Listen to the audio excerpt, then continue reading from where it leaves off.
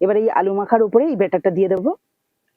প্রত্যেকটা টুকরো কিন্তু ভীষণ সুন্দর যেমন লাগছে তেমনই কিন্তু দারুণ লোভনীয় ব্যাপার রয়েছে। মানে কেউ দেখে কিন্তু বুঝতে পারবে না এটা স্যান্ডউইচ নাকি অন্য কিছু। নমস্কার বন্ধুরা, সাবিত্রী কিচেনে সবাইকে স্বাগত জানিয়ে আজকে আমার রান্নাঘরে চলে এলাম একটা টিফিনের রেসিপি শেয়ার করতে, যেটা যেমন চটজলদি হবে তেমনই কিন্তু অল্পতে পেট ভরে যাবে এবং সেটা স্বাস্থ্যকরও বটে।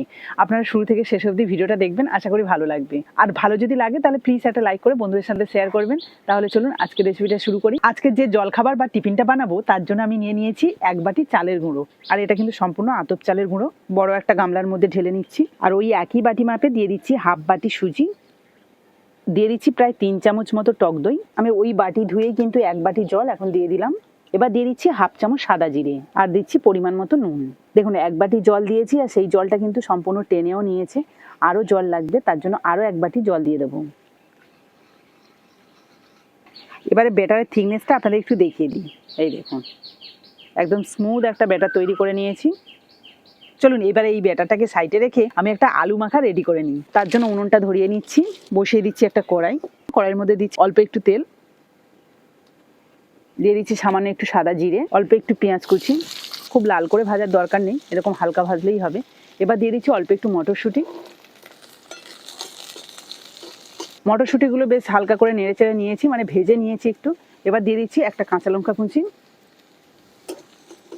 এবার এখানে আমি 2টো মিডিয়াম সাইজের আলু আগে থেকে সিদ্ধ করে রেখেছিলাম, এইভাবে হাত দিয়ে ম্যাশ করে দিয়ে দেবো।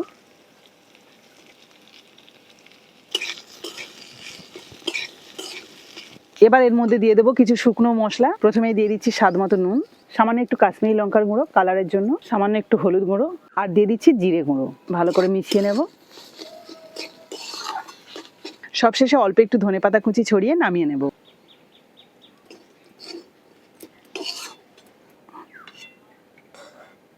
এবার দেখুন যে ব্যাটারটা আমার রেডি করা ছিল আগে থেকে, সেটা আমি অর্ধেকটা একটা পাত্রে নিয়ে নেব।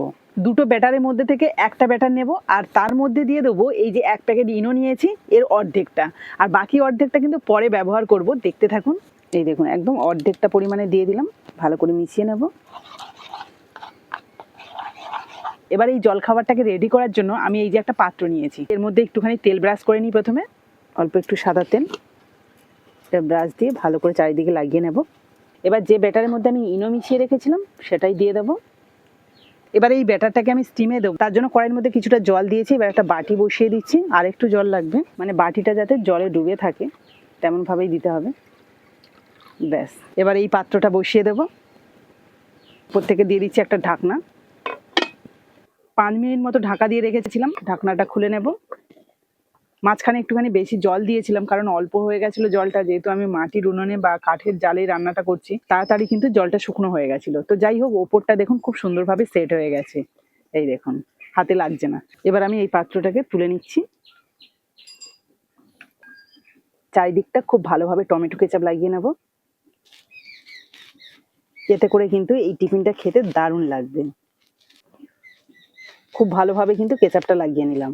এবারে যে আলু মাখাটা রয়েছে এটাকে আমি এই মাঝখানে লাগিয়ে নেব, তবে একটু চ্যাপটা করে এইভাবে,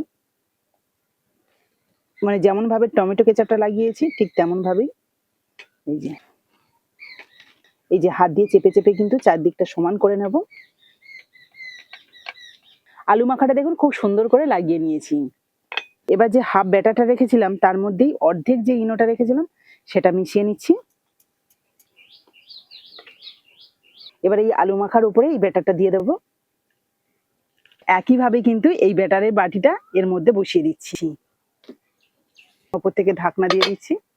আরো মিনিট 7 আমি ঢাকা দিয়ে রেখেছিলাম।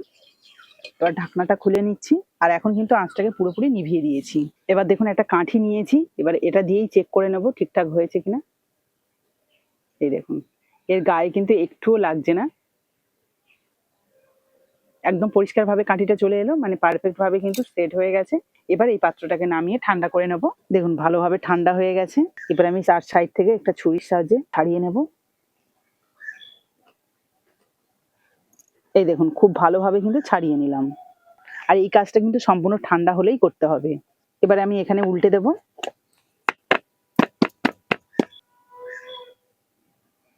এই দেখুন কি সুন্দর সেট হয়েছে। হাতে তুলে তো দেখাবো, তবে তার আগে একটু চারদিকটা ঘুরিয়ে দেখাই, তাহলে আপনারা বুঝতে পারবেন কতটা সুন্দর দেখতে লাগছে। হাতেও কিন্তু সুন্দরভাবে তোলা যাবে, একটু সাবধানে তুলতে হবে। এই দেখুন কি সুন্দর দেখতে লাগছে, দেখুন শুধু ভেতরে টমেটো কেচাপ, তার সাথে টেস্টি টেস্টি আলুর পুর, আর দু সাইডে কিন্তু একটা দারুণ সুস্বাদু এবং স্বাস্থ্যকর লেয়ার রয়েছে। এবার এটাকে পিস পিস করে কেটে নেব।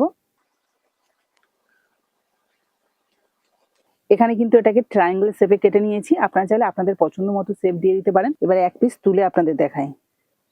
এই দেখুন একদম স্যান্ডউইচের মতো দেখতে লাগছে না? মানে কেউ দেখে কিন্তু বুঝতে পারবে না এটা স্যান্ডউইচ নাকি অন্য কিছু।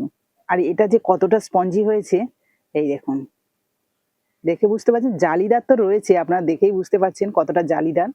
প্রত্যেকটা টুকরো কিন্তু ভীষণ সুন্দর যেমন লাগছে, তেমনই কিন্তু দারুণ লোভনীয় ব্যাপার রয়েছে। এটা যদি এইভাবে খাওয়া হয় তাহলে তো ভীষণ স্বাস্থ্যকর। তেল ছাড়া পুরোপুরি বলতে গেলে এই টিফিনটা বানানো। তো আপনারা যদি চান একটুখানি হালকা ফ্রাইও করে নিতে পারেন, তাতেও কিন্তু খেতে ভালো লাগবে। হুম, পুরো নরম। আমার তো দারুণ লাগছে। খুব বেশি খাওয়ার দরকার নেই। ১ টা থেকে ২ টো খেলেই ভালোভাবে পেট ভরে যাবে। যেহেতু চালের গুঁড়ো আর সুজি দিয়ে বানানো, সেটা তো অবশ্যই স্বাস্থ্যকর। তো আজকের এই টিফিনের রেসিপিটা আপনাদের কেমন লাগলো অবশ্যই কিন্তু কমেন্টে জানাবেন। আর ভালো লাগলে প্লিজ একটা লাইক করে বন্ধুদের সাথে শেয়ার করবেন। তো আজকের মতো বিদায় নিলাম। পরের দিন আসবো আবার একটা নতুন ভিডিও নিয়ে। ততক্ষণে ভালো থাকবেন, সুস্থ থাকবেন।